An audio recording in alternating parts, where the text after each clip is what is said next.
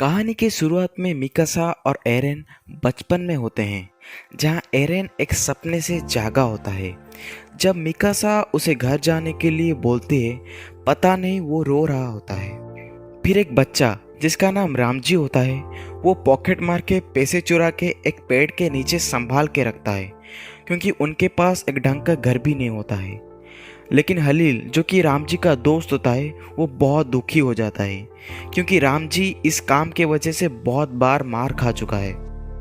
तभी वो देखते हैं कि शहर के लोग खौफ से भाग रहे होते हैं, क्योंकि वहाँ रंबलिंग स्टार्ट हो चुका था, जिसका मतलब एरेन और 10,000 टाइटन पैराडाइज आइलैंड, जहाँ एरेन रहता है, उसे छोड़ के मार्ली और बाकी सबको तहस नहस करने चल पड़ता है। फ्लैशबैक। जब एरेन मार्ली में होता है, तब वो बहुत सारी चीज़ों के बारे में सोच रहा होता है कि कैसे वो सब कुछ ख़त्म करने वाला है और ये सब लोग बहुत जल्द मरने वाले हैं। तब एरेन देखता है कि 3 लोग एक बच्चा, जो कि रामजी होता है, उसे मार रहे होते हैं। पर एरेन उसे बचाता नहीं है, क्योंकि आगे वो वैसे भी उसके साथ सबको कुचलने वाला है रंबलिंग के दौरान।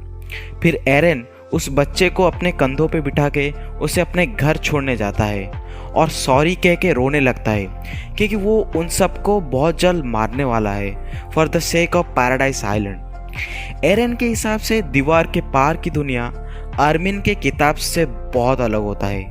तभी एरेन और टाइटन्स उन बच्चों के साथ साथ पूरे मर्ली को तबाह कर देते हैं, जो कि काफ़ी खतरनाक सीन होता है, जिनमें बच्चे, बूढ़े, औरत सब चिल्लाते, भागते और कुछ जलते हुए कुचल दिए जाते हैं। तभी एरेन आर्मिन के सपने में आता है और कहता है आज़ादी।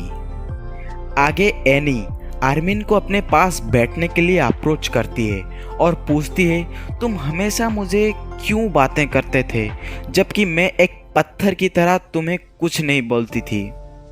तभी आर्मिन शर्मा जाता है और कहता है कि मैं तुम्हें बहुत मिस करता था। इसलिए आर्मिन कहता है, मैं और एरेन अननोन वर्ल्ड को घूमने का सपना देखते थे, जो कि सुंदर, शांत और बहुत अच्छा होना चाहिए था, लेकिन हकीकत में ऐसा कुछ नहीं है।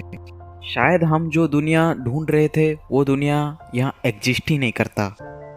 ओदिया, जहाँ आर्मिन और बाकी सब फ्लाइंग बोट तैयार होने का इंतज़ार कर रहे होते हैं, वहाँ आनी मिकासा को कहती है कि मैं तुम्हारे साथ फ्लाइंग बोट में नहीं आ पाऊंगी, क्योंकि वो और लड़ना नहीं चाहती।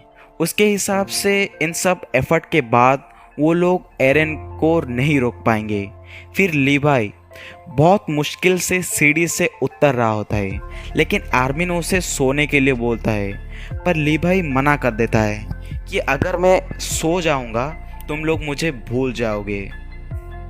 लीवाई आर्मिन को कहता है, तुम जाओ उस ब्लॉन्डी वुमेन से पूछो कि एरेन अब कहाँ है और आगे कहाँ पर जाने वाला है। फिर वो लड़की, जिसका नाम लुइस होता है, वो सबको कहती है कि एरेन मार्ली का पोर्ट करीफा के बाद फोर्ट सल्टा में जाने वाला है, क्योंकि वहाँ सारे मिलिट्री एयरप्लेन्स होते हैं। फिर रेनर एनी को गाबी और फैल्को का ध्यान रखने के लिए बोलती है और एनी को सब फेयरवेल देते हैं, जिसके बाद एनी और ओल्ड लेडी शिप से साउथ के ओर चल पड़ते हैं। प्लेन में फ्यूल भरते समय फ्लोकी आ जाता है और ओपन शूट करने लगता है, जिससे फ्यूल टैंक में दरारें आने लगते हैं, लेकिन मिकासा फ्लोकी को मार के रोक देती है। प्लेन में होल की वजह से वेल्डिंग के लिए 1 घंटा और लगेगा, लेकिन एरेन और टाइटन नज़दीक आ चुके थे, जिसके वजह से किसी ना किसी को प्लेन ठीक होने तक टाइटन्स को संभालना पड़ेगा। तभी आर्मिन और रेनर इस काम के लिए तैयार हो ही रहे थे। हांजी उन्हें मना कर देती है, क्योंकि उन्हें बाद में टाइटन पावर्स की ज़रूरत पड़ सकती है, जिसके बाद हांजी टाइटन को रोकने के लिए आगे बढ़ती है और आर्मिन को सर्वे कर्प्स का नया कमांडर बना देती है। सब लोग काफ़ी दुखी हो जाते हैं। फिर वो लीवाई को गुड बाय बोलने जाती है और लीवाई रिप्लाई करता है कि तू अपने जी जान लगा देना। फिर हांजी आगे बढ़ता है और एक पे एक टाइटन्स को हंसते हंसते मारना चालू करती है, जो कि काफ़ी तगड़ा सीन होता है। ऐसे बहुत सारे टाइटन्स को मारने के बाद हांजी के जेट विंग में आग लग जाती है और जलते हुए वो कुछ और टाइटन्स को मार देती है, जिसे देख के आर्मिन और बाकी सब रोने लगते हैं और बहुत बहुत इमोशनल सीन हो जाता है। अगले सीन में हांजी हेवन में होती है एरविन और बाकी सर्वे कॉर्प्स के लोगों के साथ। एरविन हांजी को अपने काम के लिए शाबाशी देती है और वो सब लोग आगे क्या होगा वो मिलके देखते हैं। और फ्लाइंग बोर्ड हांजी के सैक्रिफाइस के बाद फाइनली टेकअप कर चुका है। ओन्याकोपो जो कि फ्लाइंग बोट का पायलट होता है, वो आर्मिन को बोलता है कि फ्यूल कम है, लेकिन मैं जैसे भी तुम सबको पोर्ट साल्वा तक पहुंचा दूंगा, ये मेरा प्रॉमिस है, बस तुम लोग रंबलिंग रोक दो। फिर आर्मिन बाकी सबके साथ रंबलिंग रोकने का प्लान डिस्कस करते हैं और कहते हैं कि पहले हम एरन से बातचीत करके रोकने की कोशिश करेंगे। अगर ये मुमकिन नहीं हुआ तो वो फाउंडिंग टाइटन को डिस्ट्रॉय कर देंगे। तभी लीवाई हांजी का हाइपोथेसिस के बारे में बात करता है, जिसमें शायद रंबलिंग जीक के वजह से हो रहा है, तो अगर हम सब जीक को मार देंगे तो शायद रंबलिंग रुक जाए, लेकिन सबसे पहले हमें उसे लोकेट करना पड़ेगा, ऐसा लीवाई कहता है। फिर रेनर, आर्मिन, पीक और बाकी सब रियलाइज करते हैं कि एरन जो कि फाउंडिंग टाइटन है, जो सारे टाइटन को कंट्रोल कर सकता है, लेकिन वो रेनर, आर्मिन, पीक को क्यों कंट्रोल नहीं कर रहा है? क्या वो चाहता है कि हम लोग उसे मिलकर रोकें? आखिर क्यों वो हमें कंट्रोल नहीं कर रहा? तभी सारे लोग एरन के सपने में आ जाते हैं, जहां सब लोग एरन को समझाने के लिए कोशिश करते हैं कि ऑनगोइंग रंबल मार्च रोक दो, पैराडाइज को आगे कोई भी छू नहीं सकता तुम्हारे एक्शन के वजह से।